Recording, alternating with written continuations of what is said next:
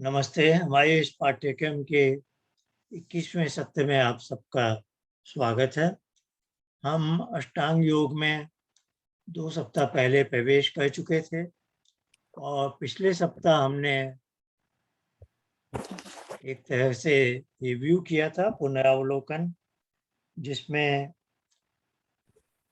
इस पाठ्यक्रम के जो मुख्य स्तंभ है, पहला तो है कि चित्त क्या है, दूसरा है चित्त प्रवृत्तियां अहंकार से आती हैं जो सारे संस्कारों को धारण करता है, और तीसरा स्तंभ जो है जिस पर पर्याप्त समय दिया कि हमारे हमारे मानव समाज में मनुष्यों की 3 श्रेणियां हैं और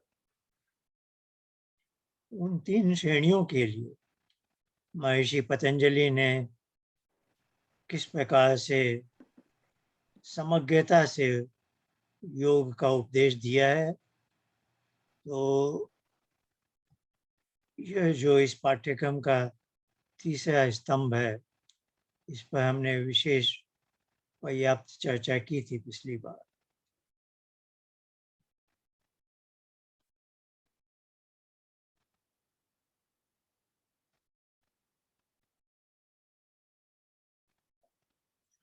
मैं आप में से किसी को, अनिल जी को मैं ना को होस्ट बना रहा हूँ,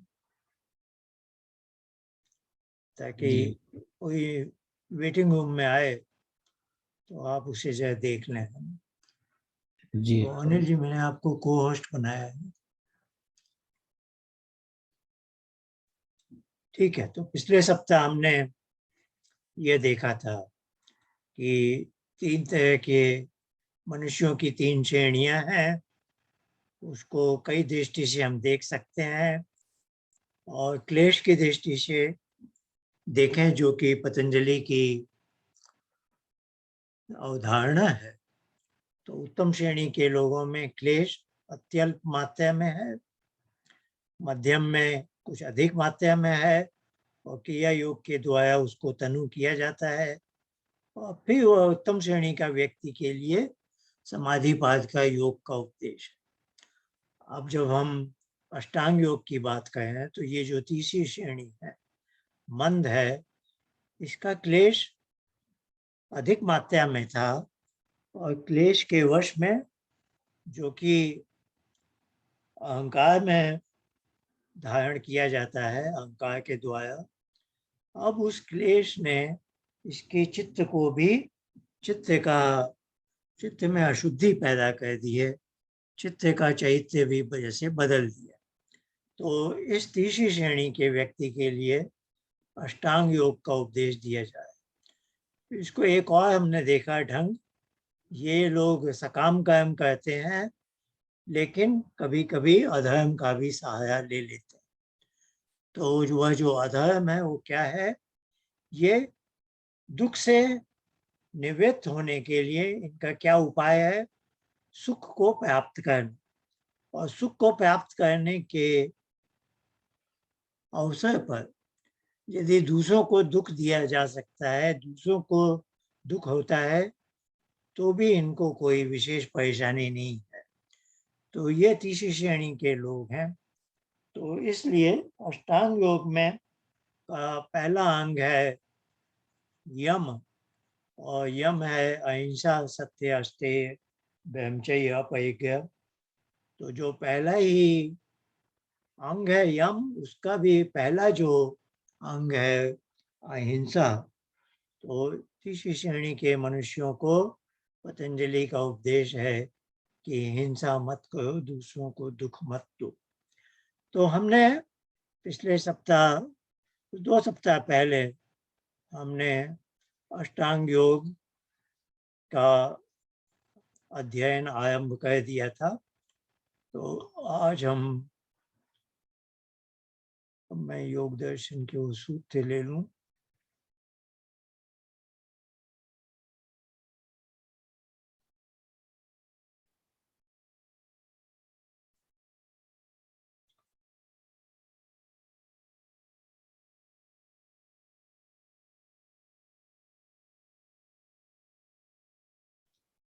मैं योग दर्शन खोल रहा हूँ अभी।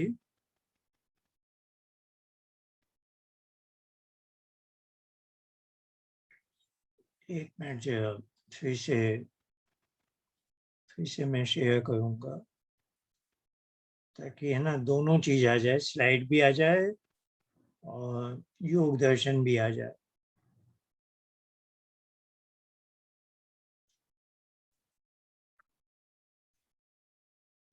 नहीं आया, नहीं गया, फिर से देखता हूँ एक मिनट। हम दोनों को ही लाना चाहते हैं।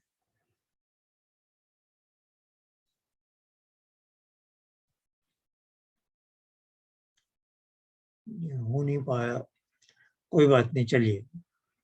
तो आइए, हम 2 सप्ताह पहले हमने 29वां सूत्र देखा था और 30वें पर पर्याप्त चर्चा कर ली थी, है ना? कि ये 5 यम है, अहिंसा की छाया बाकी सब पर है।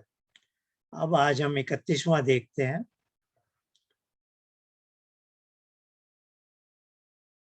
ये 5 यम के बारे में बताया जा रहा है। जाति, देश, काल, समय। जाति, देश, काल, समय, अनवच्छिन्न, सार्वभौम, महाव्यतम। ये अहिंसा, सत्य आदि को रिलीजियन नहीं समझा जाना चाहिए। रिलीजियन तो यानी एक एक समुदाय के लिए होते हैं। सार्वभौमिक है यानी यूनिवर्सल है, और महाव्यतम है, ये हर मनुष्य को इन व्रत का पालन करना चाहिए, है ना। फिर वो इसको भी बहुत स्पेसिफिक होकर बता रहे हैं कि जाति, देश, काल, समय, इन 4 पैरामीटर्स की बाधा भी इसको अनदेखा नहीं करा सकती। जैसे जाति के अंतर्गत आएगा कि कोई कहे कि हाँ, मनुष्य कोई बलि नहीं दी जा सकती, लेकिन किसी पशु की बलि दी जा सकती है। कि पशु की जाति, जैसे कोई कहे कि बकरे को हम उसकी गर्दन काट के उसकी बलि दे सकते हैं, तो यहाँ जाति है, बकरा की जाति मनुष्य से अलग है। तो कोई कहे कि हाँ, हिंसा, हमें हिंसा नहीं करनी है, लेकिन बकरे को हम काट सकते हैं, तो ये हो गया। तो पतंजलि कह रहे हैं किसी भी जाति का कोई पैरामीटर से बाधा नहीं लाई जा सकती। अर्थात ऐसा नहीं है कि अमुक प्रकार के पशु के प्रति हिंसा की जा सकती है। किसी भी जाति के पशु, पक्षी, जीव जंतु की हिंसा नहीं की जा सकती। देश के बारे में कहेंगे कि हम एक, जैसे कोई मक्का में मस्जिद है वहाँ, या एक किसी विशेष मंदिर में बकरे की हिंसा कर सकते हैं। तो कहें देश का भी पैरामीटर लागू नहीं होगा। काल के बारे में, समय के बारे में, काल जो बोलचाल में हम समय बोल रहे हैं, आगे एक शब्द समय भी आने वाला है, तो यहाँ काल के बारे में आया। जैसे कोई कहे कि बकरीद के दिन, वो जो दिन है, या कोई कहे कोई एकादशी है, उस दिन हम हिंसा कर सकते हैं, तो वो भी मान्य नहीं है। समय यहाँ आया वैसे, जैसे अवसर के लिए, ओकेजन के लिए, कि नवरात्र के दिनों में, या वैसे दिवाली, या कोई ऐसा अजीब सा बहाना लगाए कि ये एक ऐसा अवसर है, मेरी नई दुकान का उद्घाटन हो रहा है, तो उस समय हम किसी पशु की बलि दे सकते हैं। तो ये जो बहानेबाजी है, जाति, देश, काल, समय के द्वारा कोई बाधा नहीं ला सकता है। तो ये महाव्रत कहलाए। आइए 32वां देखते हैं। अब जो अष्टांग योग का दूसरा अंग है, नियम। तो यम और नियम के बारे में एक बात कही जा सकती है। यम का संबंध होता है हमारा जो आचरण है जो दूसरों को प्रभावित करता हो, है ना। तो जिसके प्रति हम हम हिंसा कर सकते हैं, जिससे हम झूठ बोल सकते हैं, यानी हमारा जब दूसरों से व्यवहार है, उस समय के लिए पतंजलि हमें यम का उपदेश दे रहे हैं। अब जो नियम है वो मेरा व्यक्तिगत मामला है, इससे दूसरे ज्यादा प्रभावित नहीं होते हैं, है ना। जैसे मैं सुबह उठकर दांत में मंजन करता हूँ अपने दांतों की मुख की शुद्धि के लिए, या स्नान करता हूँ, ये मेरा व्यक्तिगत काम है, जिससे दूसरे उतने ज्यादा प्रभावित नहीं होते हैं। ये मैं अपने प्रति ही कर्म कर रहा हूँ। तो नियम के अंतर्गत आया कि जैसे यम के 5 सदस्य थे, अहिंसा, सत्य आदि, वैसे अष्टांग योग का जो दूसरा अंग है नियम, उसके अंतर्गत भी 5 सदस्य हैं। वो 32वें सूत्र में गिनाए गए हैं। शौच, संतोष, तपः, स्वाध्याय, ईश्वर प्रणिधानानि, ये बहुवचन है। तो नियमः, ये नियम है। तो ये 5 शब्द आपने देखे। जो दूसरे अध्याय का जो आरंभ हुआ था, वो आरंभ था तप, स्वाध्याय, ईश्वर प्रणिधानानि, क्रिया योग से। तो आप पहचान गए होंगे कि नियम के अंतर्गत जो बाद के 3 हैं, वो क्रिया योग में पहले ही बताए जा चुके हैं, गिनाए जा चुके हैं। अब अष्टांग योग में नियम के अंतर्गत ये 5 बताए गए हैं। शौच, संतोष, तप, स्वाध्याय, ईश्वर प्रणिधान। तो इसके बारे में थोड़ी चर्चा। शौच, शुचि शब्द से हम परिचित हैं। शुचिता यानी पवित्रता। तो ये शरीर की शुद्धि और मन की भी शुद्धि बोलते हैं। तो अपने शरीर और मन को शुद्ध पवित्र रखना। संतोष, संतोष है जो सम, और सम एक उपसर्ग है, जैसे संयोग में है वैसे सम उपसर्ग। तोष यानी तुष्टि, कि मैं खुश हूँ, मैं ठीक हूँ सब, है ना। तो ये जो भाव है कि ये थोड़ा मानसिक है, जबकि शौच में शरीर और मन दोनों से उसका संबंध है। तो आप देखेंगे कि इसमें भी एक क्रम है। जैसे जैसे हम अंदर जाएंगे, या ये बहुत अंदर की चीज होती जाएगी, है ना। शौच का संबंध तन और मन दोनों से है, जबकि संतोष का संबंध मन की एक ऐसी अवस्था है कि जैसे मुझे अभी और कोई चाह नहीं, है ना। तो आप संतोष आपको कब प्राप्त होता है? जब आपके पास, आपके मन में अभी कोई दूसरी नई इच्छा नहीं है। जो आपके मन की स्थिति है, आप उससे संतुष्ट हैं कि हाँ, अब मुझे कोई नई इच्छा नहीं है। तो यह जो भाव है, इसको संतोष कहते हैं। इसका मन की गति से संबंध। तप है कि तप है कि संतोष तो कह दिया पतंजलि ने, और इसके बाद भी वो कहते हैं कि मन में आपके संतोष है, लेकिन योग मार्ग में आगे बढ़ने के लिए आपको तप करना होगा। यानी संतोष ऐसा ना हो जाए कि हाँ, योग का भी जितना मुझे आता है मैं उससे संतुष्ट हूँ, योग मार्ग में अब मुझे आगे प्रगति नहीं करनी, वैसा संतोष नहीं होना चाहिए।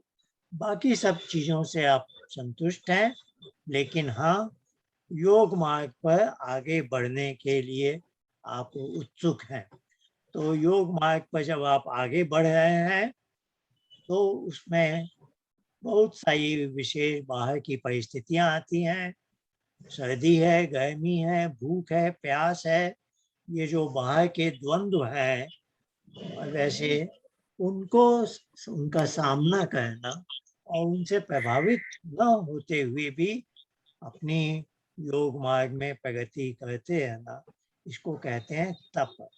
तो तब क्या है, आगे आएगा, जितने भी द्वंद्व हैं, ये सर्दी गर्मी, भूख प्यास और कठोर आसन है या मृदुल आसन है, यानी सब तरह के जो एक्सटर्नल पैरामीटर होते हैं वो बदलते हैं, है ना। मौसम बदलता है, कपड़े आपके बदलते हैं, जगह बदल जाती है।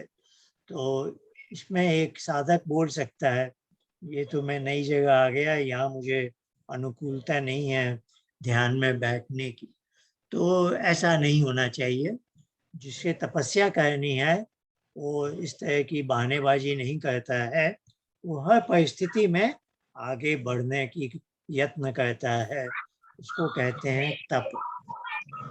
यानी मन से बाहर के जो पैरामीटर्स में जो भी परिवर्तन आ रहे हैं, अपने मनोबल से उन पर विजय प्राप्त।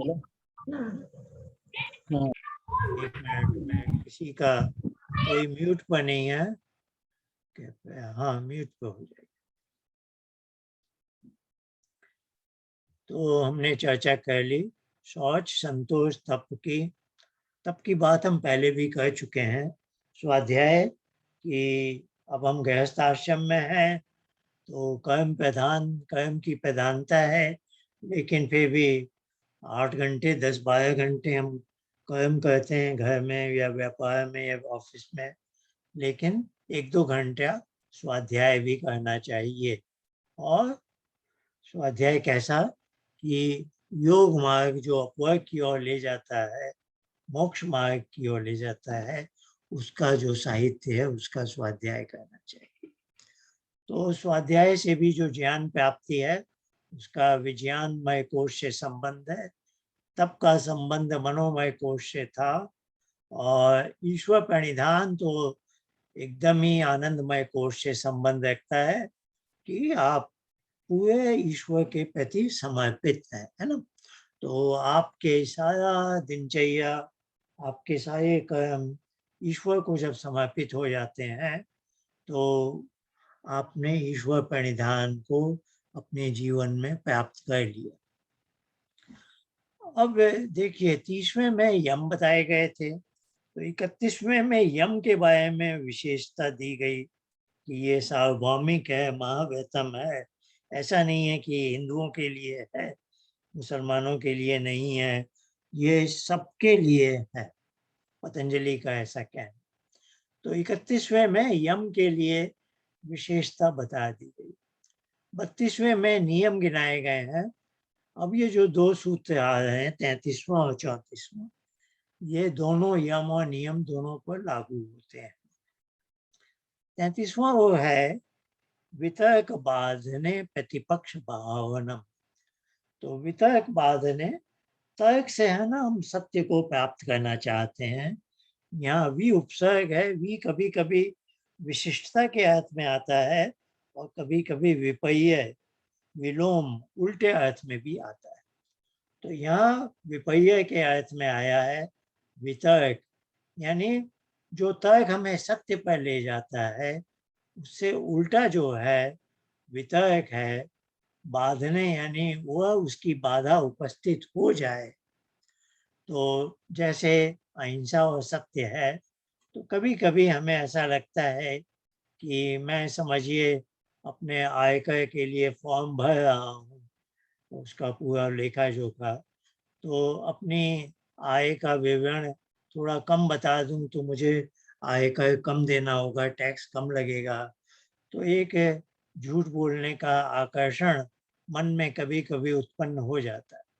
तो यह जो झूठ लिखने की एक संभावना अंदर उत्पन्न हो गई है, यह है वितर्क बाधने। क्योंकि पतंजलि ने अहिंसा सत्य बोला, अब मैं एक असत्य बात को अपने आयकर विवरण में जो लिखने का एक विचार मेरे मन में आया, यह सत्य के विपरीत है, इसलिए ये बना वितर्क बाधने। तो वो कहते हैं 33वें सूत्र में, वितर्क बाधने वाली परिस्थिति आ जाए तो आप एक रास्ता चुनिए। वो रास्ता है प्रतिपक्ष भावनम। तो प्रतिपक्ष भावनम क्या है? जैसे हमारा पक्ष है योग का, हम योग के पक्ष पर आगे बढ़ते हैं। तो जैसे वितर्क तर्क के उल्टा है, वैसे ही प्रतिपक्ष पक्ष का उल्टा है। तो पतंजलि अब हमें समझा रहे हैं कि जब भी हमारे मन में किसी यम या नियम का के विपरीत जाने का एक तरह का आकर्षण उत्पन्न हो जाए, ऐसी टेम्पटेशन आ जाए, तो हमें अपने मन को एक विशेष ढंग से समझाना चाहिए। और वो जो विशेष ढंग से समझाने का तरीका है, उसको वो कह रहे हैं प्रतिपक्ष भावनम, जो अब अगले सूत्र में बताया जाएगा कि प्रतिपक्ष भावनम क्या है। तो आप ये मानव, हर मानव मात्र में होता है। एक सुंदर युवती दिखाई दे गई तो हम उसे माँ बहन बेटी की दृष्टि से ब्रह्मचर्य के नियम के अनुसार भी देख सकते हैं, और कभी कभी एक पुरुष उससे उसको बुरी दृष्टि से भी देख सकता है। तो वह बुरी दृष्टि से जब देखने का उसके अंदर संभावना उत्पन्न हुई, वह हो गई वितर्कवाद ने।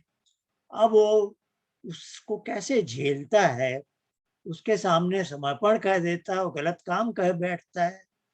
तो उसने हार मान ली है वितर्क से, और यदि अपने आप को समझा कर उस टेम्पटेशन को, उस वितर्क को दबा दे, तो उसने प्रतिपक्ष भावनम का प्रयोग उपयोग भली प्रकार से किया है। तो वही बात 34वें सूत्र में पतंजलि समझाते हैं कि प्रतिपक्ष भावनम क्या होता है। आइए ये सूत्र पढ़ते हैं, थोड़ा लंबा है तो इसमें कई बातें आएंगी। वितर्क हिंसादय, पहले तो बता रहे हैं वितर्क क्या क्या हो सकते हैं। तो अहिंसा गिना गया था, तो अहिंसा का उल्टा है हिंसा। तो 5 यम और 5 नियम ये गिन नहीं है पूरे, तो कह दिया हिंसा आदि, है ना। तो हिंसा, असत्य, तो यम के जो जो उल्टे हैं और नियम के जो जो उल्टी बातें हैं, वो उन्होंने कहा ये सब वितर्क हैं, हिंसा आदि। अब ये जो होती हैं वितर्क की दिशा में हम काम कर बैठते हैं, जैसे हिंसा का सहारा ले लिया, किसी को दुख दे दिया या झूठ बोल दिया या जो भी है, तो अब वो कहते हैं कि वो 3 ढंग से होते हैं, 3 ढंग से उनका संपादन किया जाता है। एक है कृत, यानी आपने ही हिंसा की, आपने किसी पशु को या मनुष्य को दुख दिया, उसको हानि पहुंचाई, उसको मार डाला या उसको चोट पहुंचा दी, कृत माना जाएगा। आपने सीधे ही ये काम, कायिता में है, आपने स्वयं तो नहीं किया लेकिन किसी और से यह करवाया। जैसे आप मांस खाते हैं, कोई मांस खाता है समझिए, तो वो कह सकता है मैंने तो पशु को नहीं मारा, पर आपके अनुभव, आपके कारण या ऑन योर बिहाफ किसी कसाई ने उस पशु को मारा था। तो कृत आपने नहीं किया, लेकिन कायिता में आ गया कि आपकी कहने पर या आपकी इच्छा के अनुसार किसी कसाई ने उस पशु को ये हत्या की। तीसरा हो जाता है अनुमोदिता। अनुमोदिता है कि आप ऐसी पोजीशन में थे, आपके पास सामर्थ्य थी, आप सक्षम थे, आप कॉम्पिटेंट थे, जैसे आप वहाँ की संसद में थे, आप चाहते तो इसे रोक सकते थे कि कोई पशु की हत्या न हो, लेकिन आपने ऐसा नहीं किया, अपनी पोजीशन का सही उपयोग नहीं किया। तो आप संसद में बैठे हैं, आप गवर्नमेंट के सर्वेंट हैं, आप चाहते तो आपके जनपद में हिंसा न हो, लेकिन आपने वैसा नहीं किया, अर्थात आपके द्वारा यह हिंसा अनुमोदित है, यह परमिटेड है, परमिसिबल एक्टिविटी है, इसका भी आपके नाम पर हिंसा मानी जाएगी, है ना। तो पतंजलि बहुत व्यापक परिभाषा दे रहे हैं कि कोई डिस्ट्रिक्ट मजिस्ट्रेट है, कोई प्रधानमंत्री है, और देश में इतने पशुओं की हत्या हो रही है, वो चाहे तो रोक सकता है, लेकिन रोक नहीं रहा है, तो उसमें उसका भी भाग माना जाएगा। अब ये तो 3 ढंग से बता दिया कि आप हिंसा आदि गलत चीज में लिप्त हैं। अब ये बताया ये क्यों किया जाता है, ये वितर्क क्यों कहते हैं लोग। तो इसका मूल कारण वो कहते हैं लोभ, क्रोध, मोह पूर्वका। पूर्व यानी इसके पहले ये जो टेम्पटेशन आ गया कि मैं इस पशु को मार दूं, इसकी हिंसा करूं, तो क्यों किया? उसको उसके मांस का स्वाद उसकी जीवा को लग गया है, उसका वह आकर्षण, यानी यहाँ लोभ माना जाएगा। लोभ यानी कुछ पाने की इच्छा है। क्या है? उस पशु के मांस का स्वाद पाने की इच्छा है। तो कभी कभी हम लोभ के वश में वितर्क की दिशा में गलत काम कर बैठते हैं, कभी क्रोध के वश में, और कभी मोह के वश में, है ना। तो ऐसे बोलचाल में हम लोग बोलते हैं ना कि हमारे मन के शत्रु हैं काम, क्रोध, लोभ, मद, मोह, मत्सर, द्वेष आदि। ऐसे 6-7 बातें गिनते हैं, और पतंजलि ने इन सबको 3 पैरामीटर लोभ, क्रोध, मोह में गूंथ दिया है। अर्थात कोई काम वासना के वश में एक स्त्री के साथ बलात्कार करता है, तो हमारी बोलचाल में तो उसने काम के अर्थ में किया, और पतंजलि की परिभाषा में लोभ आ गया, क्योंकि उसने उसे एक इंद्रिय सुख पाने की इच्छा थी उसको। तो यहाँ आप समझ रहे हैं ना, काम वासना वाला काम जो है वह पतंजलि के लोभ के अंतर्गत आ जाएगा, है ना। तो कोई अपने मद में कह रहा है कि उसको अभिमान है, मैं इसका पावर है, मेरी शक्ति है, तो शक्ति का प्रदर्शन, जो भी अलग अलग ड्राइविंग फोर्स होते हैं एक मनुष्य के, पतंजलि उनको 3 भागों में विभक्त करके बता रहे हैं, ये सब 3 के अंतर्गत आ जाए। कभी कभी हम हिंसा क्रोध के वश में कर बैठते हैं, कभी कभी मोह में। वो कहते हैं ना, धृतराष्ट्र को दुर्योधन का प्रति मोह था कि उसके कारण इतना बड़ा महाभारत का युद्ध हो गया, बहुत कुछ देश की क्षति हुई, तो एक व्यक्ति के मोह में। और दुर्योधन को क्या था? दुर्योधन को लोभ था, वो अपना ही वर्चस्व चाहता था। तो दुर्योधन का लोभ और क्रोध और धृतराष्ट्र का मोह, इन सब कारणों से मनुष्य क्या कुछ कर बैठता है। अब वो मात्रा का बताया है कि जैसे हिंसा भी है, तो यह मृदु, मध्य, अधि मात्रा में हो सकती है। मृदु यानी अति अल्प मात्रा में, मध्य यानी मध्यम स्तर की है, और बहुत अधिक भी हो सकती है। तो एक तरह की एक्सटेंट और क्वांटिटेटिव या वो बताया जा रहा है कि थोड़ी सी भी हिंसा है तो हिंसा तो है, लेकिन हाँ थोड़ी हिंसा हो, थोड़ी अधिक हो गई है और बहुत अधिक हो गई है, तो इसके भी क्लासिफिकेशन हो सकते हैं। अब वो कह रहे हैं कि वितर्क आदि के, हिंसा आदि जो वितर्क है, वो इस ढंग से उसका संपादन होता है। इसकी ड्राइविंग फोर्स लोभ, क्रोध, मोह है। इसकी मात्रा कभी अल्प, कभी मध्यम, कभी अधिक हो सकती है, लेकिन इनका अंत में परिणाम क्या है? तो वो कहते हैं दुख और अज्ञान का अनंत फल है। यानी यह एक हमें बहुत चेतावनी दे रहे हैं कि वितर्क की दिशा में हम चले गए तो एक तो होगा हमें दुख मिलेगा, क्योंकि ये सब अपुण्य के कर्म माने जाएंगे।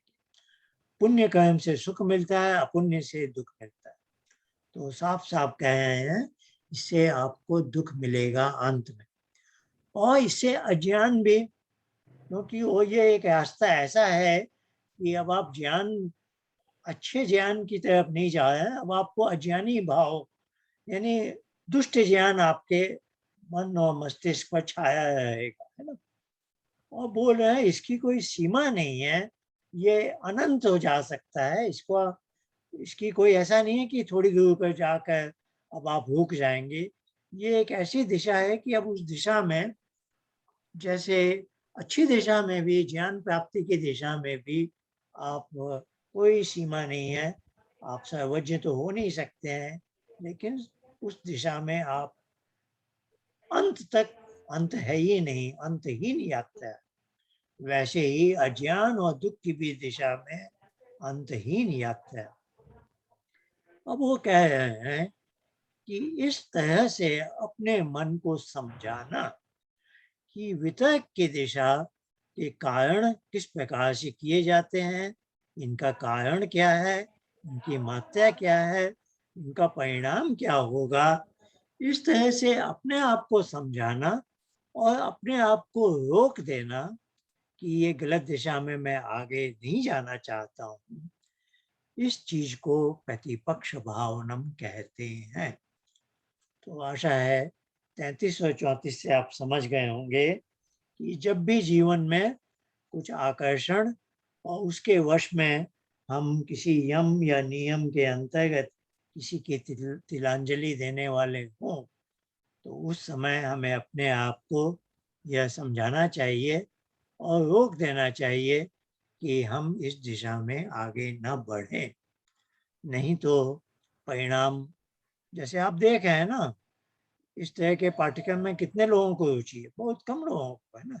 बहुत से लोग लोभ या क्रोध या ऐसे छोटी छोटी चीजों में इतने बहक जाते हैं, है ना, कि उन्हें अच्छी चीज भी अच्छी लगती ही नहीं, है ना। तो ये अब 35वें से हम देखेंगे कि यम और नियम की 33-34 वाली बातें, जैसा मैंने कहा था, यम नियम दोनों पर लागू होती हैं। अब जो यम और नियम के एक एक सदस्य हैं, उनके बारे में चर्चा है। आगे थोड़ा चलते हैं। 35वें में है अहिंसा प्रतिष्ठायाम तत्सन्निधौ वै त्याग।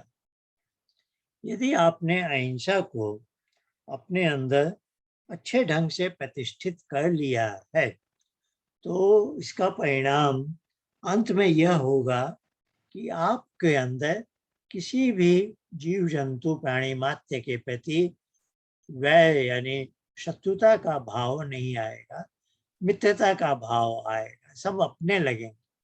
वेद में आता है ना एक जगह, सर्व आशा मम मित्रम भवन्तु, अर्थात जैसे हर कोई, या यजुर्वेद 40वें अध्याय में हमने देखा था ना, एकत्वम अनुपश्यत यस्मिन् सर्वाणि भूतानि, यानी उसके हृदय में जैसे सभी प्राणियों का वास है ना। तो अहिंसा की प्रतिष्ठा हो जाए आपके अंदर, अहिंसा अच्छी तरह से प्रतिष्ठित हो जाए, तो आपको अपने जीवन में ऐसा लगने लगेगा किसी के भी प्रति शत्रुता घृणा का भाव नहीं होगा, आप सबका भला चाहेंगे, है ना। बोलते हैं ना सर्वे भवन्तु सुखिनः, तो उस तरह की भावना आ जाए। 36वें में वो कह रहे हैं सत्य प्रतिष्ठायाम क्रिया फला आश्रयत्वम। तो इसको ऐसे देखेंगे, सत्य के प्रतिष्ठित हो जाने पर क्रिया फल, क्रिया का जो फल है, आश्रयत्वम, अर्थात आप उसके आश्रय बन जाएंगे। किस चीज के? कि जो भी छोटी मोटी चीज आप करते हैं, उनका अच्छा फल लगने लगेगा। आप देखते हैं अपने जीवन में, हम लोग कई बार बहुत अच्छे काम में, जैसे योग मार्ग पर ही चल पड़े, तो फिर हम देखते हैं क्या होता है, कई बार हम खिन्न हो जाते हैं कि कोई सफलता नहीं मिल रही, कुछ विशेष लाभ नहीं हो रहा, मैं इतनी मेहनत कर रहा हूँ, मैंने अपने जीवन में सत्य को एकदम धारण कर लिया है, लेकिन फिर भी मेरा जीवन तो इतना कठिन हो रहा है, बहुत तपस्या है, लेकिन जीवन में सुख नहीं मिलता है, ऐसे ऐसे लोगों के मन में भावना आ जाती। तो पतंजलि हमें आश्वस्त करना चाहते हैं, यदि आपने अपने जीवन में सत्य को एकदम 100% प्रतिष्ठित कर लिया है, तो अब जीवन में एक समय आएगा जब आपको लगेगा कि जो कुछ भी आप कहते हैं उसका अच्छा फल मिलने लगता है ना? पर उसके पहले एक बहुत लंबी परीक्षा की घड़ी आती है और उस परीक्षा की घड़ी से आप निकल गए हैं, तब आपको लगेगा अरे मैंने ये किया तो ये अच्छा हो गया, ये किया तो ये अच्छा हो गया, अमुक व्यक्ति से बात की तो कुछ नई बातें समझ में आई, नए समाधान मिल गए। आपको सब ये ऐसा ही लगने लगेगा कि जो कुछ भी मैं कर रहा हूँ उसका अच्छा फल तुरंत मिल रहा है। 37वें में कह रहे हैं पतंजलि, अस्ते प्रतिष्ठायाम सर्वरत्न उपस्थानम। तो जब अस्तेय है यानी किसी की कोई वस्तु को प्राप्त करने की कोई इच्छा नहीं है, तो ऐसा आपके मन की स्थिति हो जाती है जैसे कि आपके पास सभी तरह के सभी तरह की समृद्धि है, सब तरह की सामर्थ्य है, सब तरह की जो भी संसार में धन धान्य माना जाता है आपके पास हो या ना हो, भले ही ना हो, कोई फर्क नहीं पड़ता। उपस्थानम में आया गया जैसे कि आपके पास है। देखिए सबके किसी के पास करोड़ों अरबों रुपये भी हैं तो कहीं उसके हाथ में तो नहीं होते, कहीं बैंक में पड़े हैं या किसी जमीन जायदाद में है, वो कहीं है ना? लेकिन उसको मन में ऐसा लगता है कि मेरे पास बहुत कुछ है। तो यहाँ पतंजलि कहना चाह रहे हैं कि जिसने अपने जीवन में अस्तेय को अपना लिया है उसके भी मन की स्थिति ऐसी ही है जैसे कि उसके पास सब कुछ है ना? तो ये सारा मन का खेल है। यदि आप मन में दरिद्र हैं तो आप दरिद्र हैं, यदि आप मन से धनी हैं तो आप धनी हैं, है ना? तो पतंजलि कहें यदि आपकी अस्तेय आपने प्रतिष्ठित कर लिया है, अर्थात किसी का भी धन वैभव देखकर आपके मन में द्वेष तो आना दूर, कुछ भी प्राप्ति की इच्छा नहीं होती और गलत ढंग से प्राप्ति की तो इच्छा ही नहीं है, तो जैसे कि आपके पास सारा कुछ है, आप सब चीज के स्वामी हैं, उस तरह की भावना। 38वां में ब्रह्मचर्य प्रतिष्ठायाम वीर्य लाभ। तो ये तो हम सब जानते हैं, यदि ब्रह्मचर्य वाली भावना हमारे अंदर नहीं है तो एक तरह से हमारे शरीर में कुछ परिवर्तन आते हैं जिसको हम वीर्यपात वीर्य स्खलन कह सकते हैं। तो उस तरह की चीज नहीं होगी यदि आपने ब्रह्मचर्य को प्राप्त कर लिया है। तो उससे महर्षि दयानंद ने भी लिखा है कि वह अंदर ही अंदर खप जाता है और उससे नया ओज और तेज प्राप्त होता है। तो इस जो आंतरिक ऊर्जा की प्राप्ति होती है वो बताया जा रहा है ब्रह्मचर्य प्रतिष्ठा। ये हमारे वैदिक संस्कृति की बात है। आज के मुख्य धारा के साइंटिस्ट मैं नहीं जानता अभी यहाँ तक वो कह पाएंगे, लेकिन उन्हें ये सोचना समझना चाहिए और इसका अनुसंधान करना चाहिए। 39वें में 5वें यम के बारे में बता रहे हैं, अपरिग्रह स्थैर्य। अपरिग्रह स्थिर हो जाए तो जन्म कथनता संबोध। बोध होना यानी जान देना, भाषना बोलते हैं, बोध हो जाना, जानना। सम्यक प्रकार से है तो संबोध लिखा है। जन्म कथनता, आपके जन्म जन्मांतरों की कहानी। तो कह रहे हैं कि अपरिग्रह हो जाए यानी अभी तो अस्तेय में था ना कि दूसरों की चीज पाने की लालसा जैसी चीज।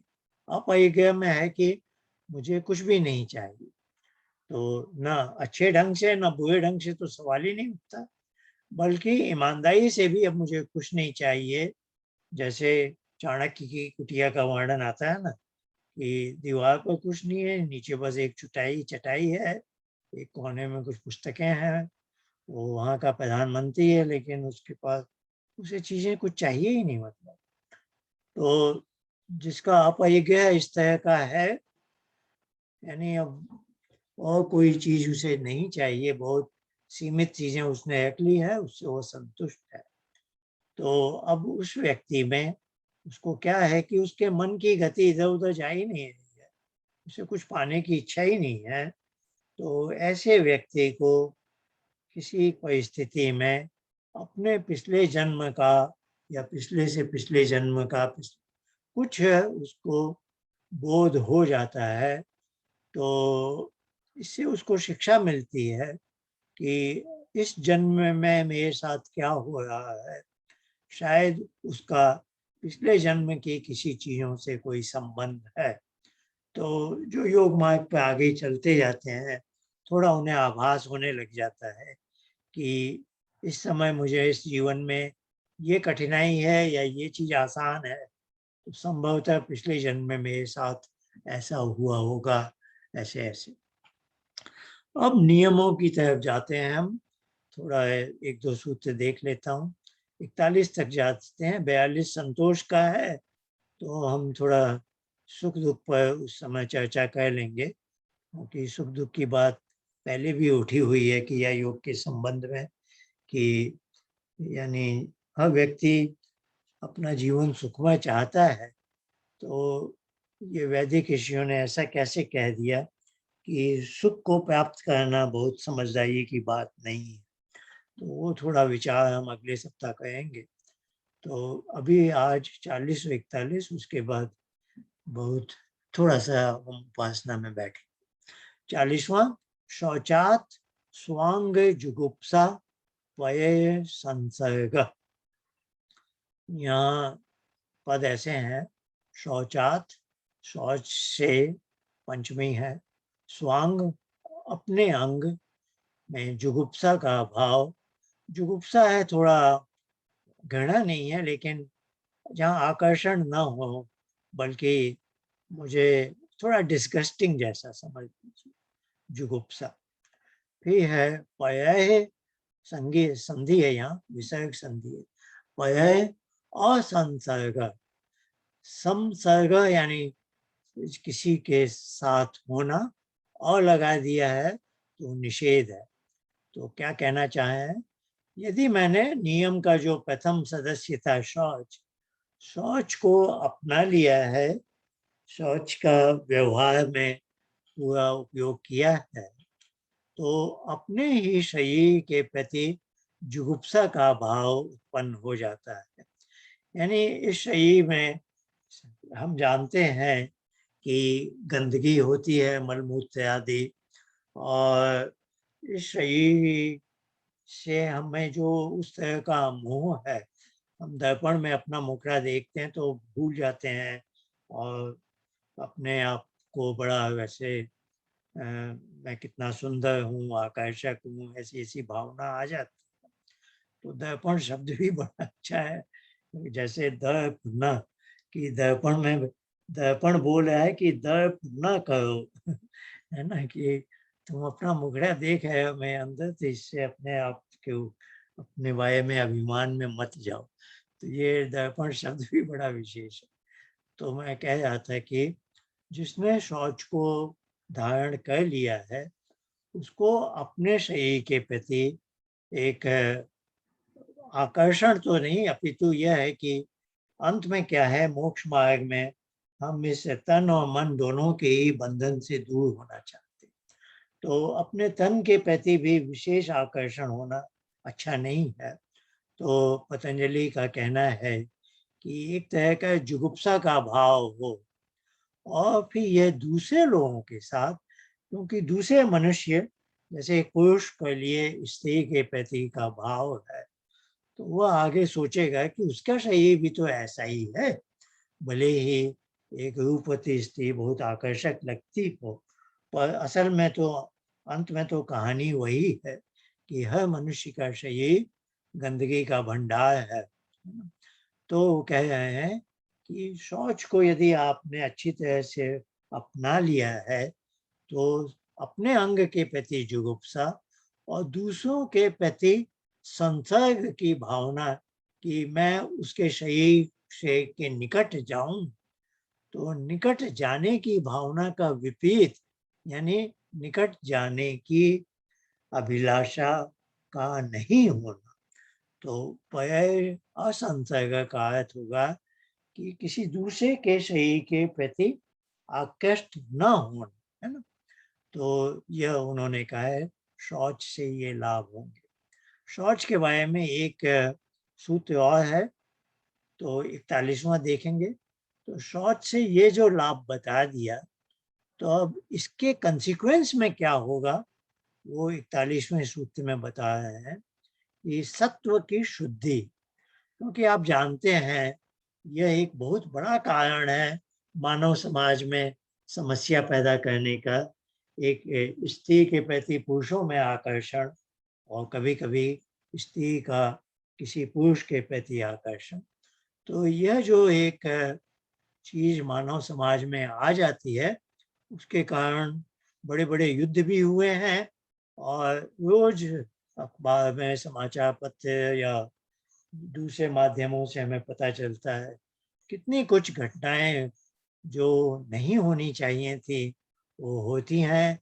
कितने सारे लोगों को कितना दुख होता है।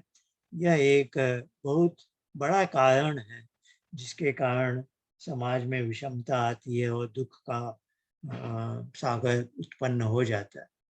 तो ये कह रहे हैं ये शौच की भावना अपने उत्कृष्ट कोटि की हो तो ये तो उसका प्रभाव दिखेगा कि हमें दूसरों के शरीर के प्रति आकर्षण नहीं होगा उस तरह का।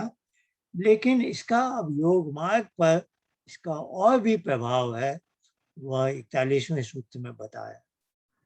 सत्व शुद्धि, सत्व शब्द प्राय चित्त के लिए आता है कि चित्त सत्व प्रधान है, तो इस चित्त के लिए सत्व भी शब्द आएगा। तो सत्व शुद्धि यानी चित्त की शुद्धि हो जाएगी। देखिए अष्टांग योग बताया ही था कि अशुद्धि क्षय और फिर विवेक ख्याति तक की प्राप्ति होगी। ज्ञान दीप्ति से विवेक ख्याति तक प्राप्ति होगी।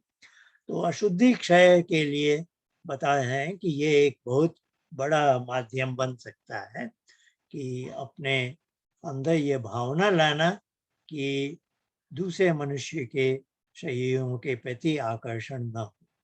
तो सत्व शुद्धि होगी, सौमनस्य होगा। सौमनस्य यानी मन का, जैसे हम बोलते हैं सुमन, सुमन यानी जिसका मन सुंदर है ना, जिसका मन में चंचलता नहीं है, शांत ठहरा हुआ है, तो सौमनस्य हो गया। एकाग्र, वह उसके अंदर एकाग्रता का वो आसान हो जाएगी। इंद्रिय जयात, अपनी इंद्रियों के प्रति अपना स्वामी होना। इसीलिए जीवात्मा को इंद्र बोलते हैं क्योंकि वह स्वभाव से ही, वह वास्तव में इंद्रियों का स्वामी है। लेकिन हम दैनिक जीवन में इंद्रियों के सामने हार मान लेते हैं। तो इंद्रिय जय होना बहुत आवश्यक है। उसमें शौच के नामक नियम की विशेष योग्यता है। फिर कहते हैं और ये चीजें आत्मदर्शन योग्यत्वानि च, यानी इतने सारे पैरामीटर बताए हैं जिसकी योग्यता मात्र शौच में उपलब्धि को, शौच की उपलब्धि को प्राप्त करने से यह होगी। क्या क्या? सत्व की शुद्धि, सौमनस्य, एकाग्रता, इंद्रिय जय और आत्मदर्शन, जो सब योग मार्ग के आगे के ये कह लीजिए मील के पत्थर हैं। इसको प्राप्त कराने में यह हमें लाभदायक हो।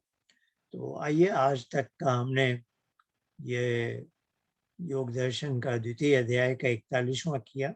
अगली बार 42वें से हम आगे बढ़ेंगे। आज कोई वैसी विशेष बात नहीं है जो किसी भी व्याख्या ग्रंथ में आपको ये बातें मिलेंगी, तो उतना हमें ज़्यादा समय लगाने की मुझे आवश्यकता नहीं लगी। तो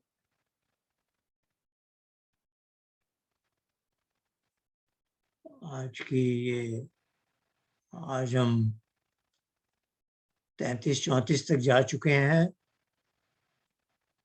अब अगली बार इसके आगे जाएंगे।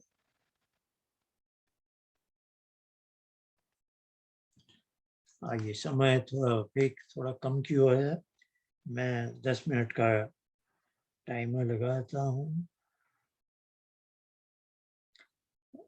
आप में से अधिकांश लोग दैनिक ध्यान उपासना का अभ्यास करते ही हैं, और कुछ दिनों से हम इस हफ्ते में नहीं कर पाए थे, तो 10 मिनट का टाइमर।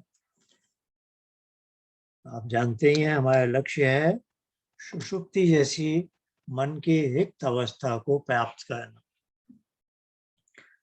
हम अपनी अपनी जगह बैठे ही हैं। ये हो गया हमने स्थिर सुखम आसनम।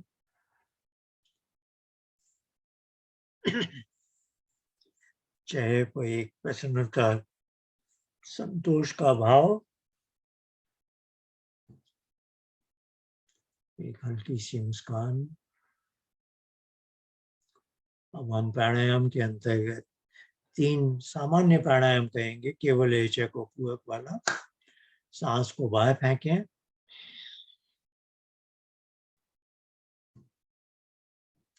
श्वास अंदर लीजिए,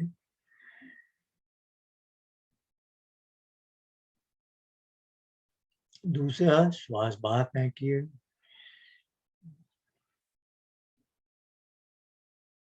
श्वास को अंदर,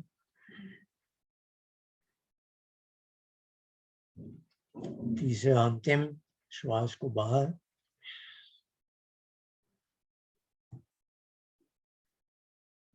श्वास को अंदर।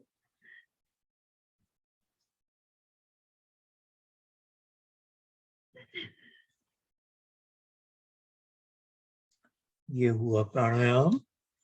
अब हम प्रत्याहार के अंतर्गत ओंकार की प्रणव ध्वनि का वाचिक जप करेंगे। 20 सेकंड के लगभग 4-5 बार। ध्वनि कम होते जाएगी। फिर धारणा में हम यही ओंकार का मानसिक जप अपने साथ ले जाएंगे। ध्यान रखेंगे कि कोई और विचार या दूसरी कोई व्यक्ति ना आ जाए। यदि आए तो वापस ओंकार के मानसिक जप। यदि ऐसा हो कि ओंकार का मानसिक जप भी अपने आप लुप्त हो गया है और कोई और दूसरी व्यक्ति नहीं आई है, तो उसका स्वागत कीजिए, जैसे आप प्रभु की गोद में है। आइए ओंकार का वाचिक जप। ओम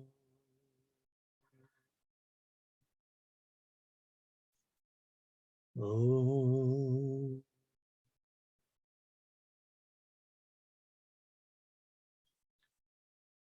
ओम।